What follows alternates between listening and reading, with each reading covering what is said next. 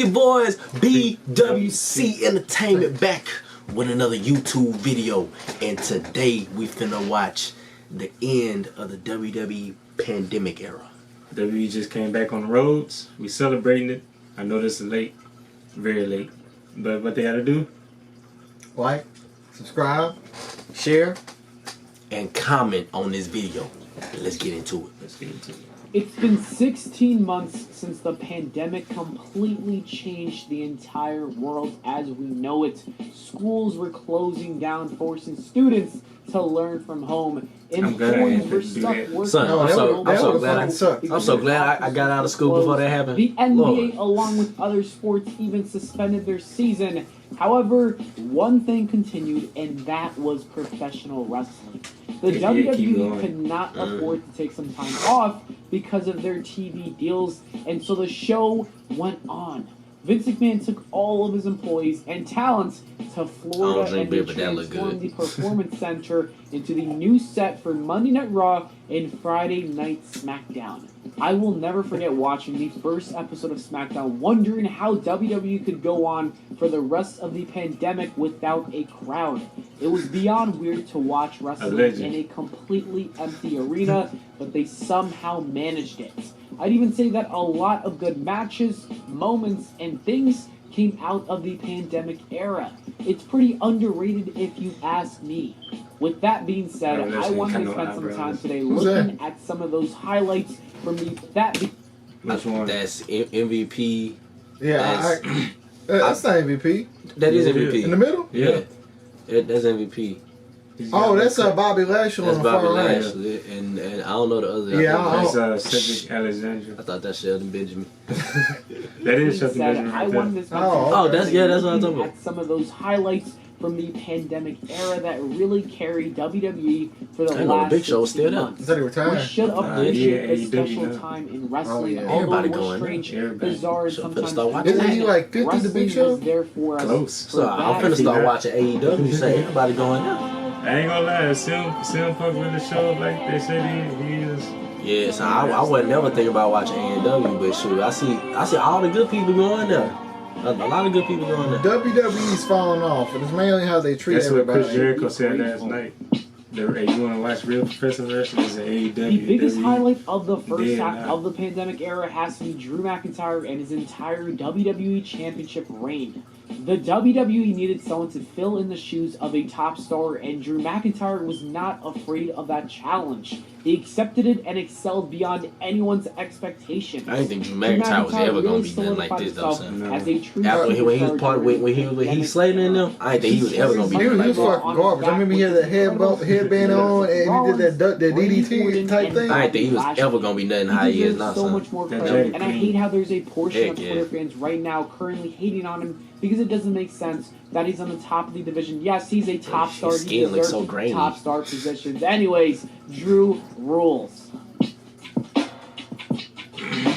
While Drew McIntyre was carrying Monday Night Raw, Sasha Banks and Bayley. I'm gonna give me one of them belts, son. I ain't talking about the little fake ones from Walmart, like the real ones. I'm gonna give me one of them, son. To be honest, they only Bayley's women's back then that would have been like expensive, but now we got jobs and we know. Son, I get one, a real one. Throughout the pandemic, I wouldn't get the new one. I get the old one. Were excellent when it came to storytelling and providing entertainment.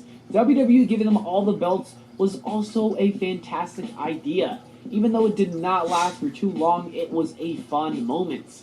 Bayley and Sasha Banks holding all of the gold was an underrated moment during this period of time. It was also great to see Sasha Banks become the SmackDown Women's Champion and have a lengthy run before putting on that classic match. Oh, that's my baby down there. I just realized. I was wondering why you laughing. A key highlight from the pandemic era was the introduction of cinematic matches. Although other performers in different promotions already had cinematic matches, this was the first time that WWE finally had their own because there weren't fans in the stands anyway, so it didn't matter if someone was watching it live or not. There were 3 very good ones that I want to talk about. The first one is the Boneyard match between The Undertaker and AJ Styles. This was absolutely perfect, and you could have not given Undertaker a better send-off. Another excellent cinematic match was the Firefly Funhouse match with The Fiend and John Cena, and I love this match so much so that it's actually in my top 10 favorite matches of all time. And last but not least, I need to watch it. I ain't never watched that ladder match last year was also very fun, and it was unique. I didn't like Otis winning it, but the match itself was fun. Part of me wishes cinematic matches will return, but I don't see that happening. So is that real? No. Thank God. So I was just saying, how did they manage to do that, son? The group may be dead right now, but it was amazing while it lasted. I actually remember that group. MVP took Bobby Lashley and he turned him into a superstar that is now the WWE champion. He also rejuvenated the careers of Shelton Benjamin and Cedric Alexander. It does suck that WWE isn't doing too much with those two since the split, but I do have to appreciate the group even though it didn't last too long. It's one of my favorite factions ever, period. This stable also helped bring back the prestige of the U.S. title, so you also gotta respect that as well. The Hurt Business was great. People need to give more credit to the Randy Orton and Edge feud because I thought it was actually perfect. Everything about it was really good stuff. Randy Orton turning on Edge was great. Then getting an RKO to his wife just made things even more personal. And that's such a Randy Orton thing. And then Edge would deliver some of the best promos of his career on Raw. And unlike most people, I thought their last man standing match at WrestleMania 36 was pretty good. It was a physical bout with 2 men trying to kill each other. And that ring gear clean, that is exactly what it needed to be. If that wasn't enough, it also gave the fans the greatest wrestling match of all time. And that match, I believe, is going to age like fine wine. The pandemic era was good for talent when it comes to character work. Wrestlers needed to shift their focus from the in-ring competition to the storyline aspect of professional wrestling. It was tough to really put on a good match without a live audience. It's been almost 10 years since he came. Doubled down on character work. Where has the time gone? So I remember the Shield, son. Everybody from the Shield was pretty much cold. Even when they split up, they was cold. With Dean Ambrose. Shit, you remember coming home from school and going and getting on Monday Night Raw and finding out that fucking Undertaker got slammed through the table by them motherfuckers? A little too long. I will never forget that. And say it was good stuff in the beginning of the program. His SummerSlam match against Dominic was also really good as well. I always loved the Shield. I ain't never liked the Shield, but hey, it was always something about Roman Reigns. This was a good. All of them, I ain't like them as a group, but Roman Reigns. I ain't like the shit with Roman Reigns. It was something about him, son.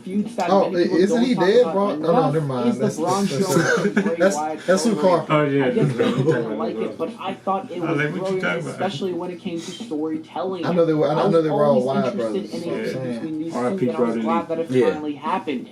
Their Money in the Big match told a good story. I did like that. Swamp fight, which was kind of entertaining because we did have Old Wide who made a return. I remember that and then their SummerSlam match led the return of Roman Reigns. That was a good cannot match. Complain too much That's when it like my comes top to 5 these favorite two. matches They ever. practically kept the Universal Championship interesting for the time being.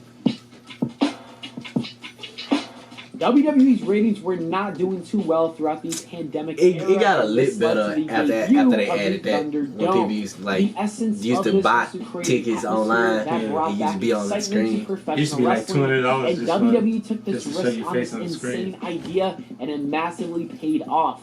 Although I wasn't a huge fan of the idea at first, it turned out to be a good one and changed everything for the WWE. Reports have also gone out and stated that the he big though. He big by himself. So you have to respect WWE's creativity because this also gave us probably the better half of the pandemic era. The Suicide Squad in theaters and on HBO Max. These are your brothers and sisters for the next few days. Roman Reigns would make his triumphant return during the pandemic era. He took some time off to protect the health of his newborn twins, but 6 months later he would return at SummerSlam, beating up both Braun Strowman and The Fiend. A week later, and he paired himself with Paul Heyman in a shocking moment, and then won the Universal Championship, officially turning heel. What followed after was the greatest work of his Hey, so entire watch Family career. Guy? And Roman Yeah. Reigns has been carrying Hey, the so yeah, professional the episode wrestling with world Brian. since becoming the He got best his thing teeth knocked about out. the business. I remember that. He's turned He got Jey them teeth. Uso into a main star. He made Paul Heyman relevant again, and he made the Universal Championship that's the funny most because prestigious title in the Ray Dunn industry. posted on his I'll just say Instagram that Roman with Reigns has Roman become Reigns the and that generation GOAT during Brian with this his teeth. pandemic era. Yeah. Hey, that's I funny. forgot all about that. I know this may seem very random, but the pandemic era also He gave threw pee Sheamus on a him. lot of opportunities. Ugh. It's It's in his mouth. Well, It wasn't real I pee, loved obviously, his but mini feud with Jeff Hardy. they was doing It a was feud cool, and he and was. the two had great That was when chemistry. Sheamus Jeff then Hardy was went on going through to have like an alcohol intense program problems, with Drew and Sheamus McIntyre, was which was also teasing him about good. that. And he is Son, currently Jeff Hardy the goes US so freaking champion. hard, bro. That was a perfect choice He by came the back with his old WWE and song their too. He creative got his team. old song back. Without the pandemic Good. era, I think that he might have been lost in the shuffle. So thankfully, he's been able to prove his value for the company.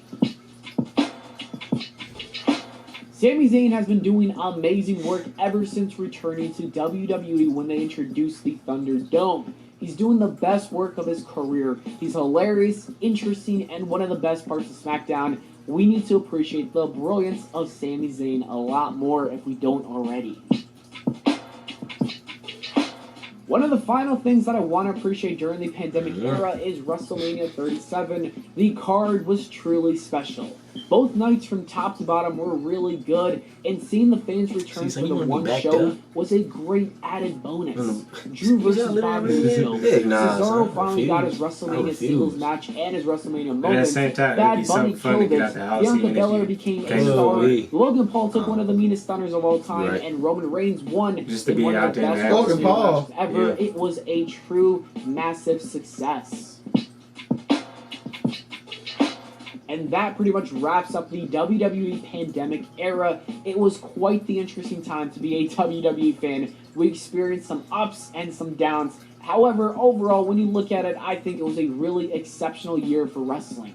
With that being said, though, I cannot wait for WWE fans to return. I think that WWE is positioning themselves for their best year in a decade. I am beyond excited. Thank you, but rest in peace to the pandemic era. You were good, but it's time to go. It is time to take the show back on the road. Time to Anyways, move on. that is it for the video, guys. Thank you. Hopefully, we never got to go back to the. I hope not, dog. I hope not. Because that was a terrible time. I want to Yeah, go that fucking to a sucks. show at least once. And we gonna go. Maybe in a future video. And But- WrestleMania in Dallas, that's kind of close to us. That yo, yeah, I forgot about that. Yeah. Alright, y'all, that's the end of the video. Make sure y'all like, share, comment, and subscribe. Help the boys out. And we out. Peace. Peace.